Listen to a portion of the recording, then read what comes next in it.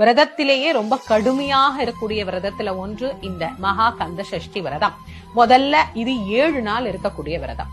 அநேகமானோர் 6 நாளும் இருக்கிறாங்க. ஆனா முழுமையாக இருப்பது என்பது 7 நாள் தான். கந்த சஷ்டி அன்னைக்கு ஆரம்பிச்சு வள்ளி தேவசேனா திருமணம் நடந்த பிறகு, அதாவது சூரசம்ஹாரத்துக்கு அடுத்த நாள் தான் இந்த விரதத்தை பூர்த்தி பண்ணணும். ஆக 7 நாட்கள் இருக்கக்கூடிய விரதம். சூரன் அழிந்து எப்படி தேவர்கள் விடுதலை பெற்றார்களோ, நம்முடைய வாழ்க்கையில ஒரு மலர்ச்சியை கண்டிப்பாக செந்தில் ஆண்டவர் நமக்கு அருள்வார்.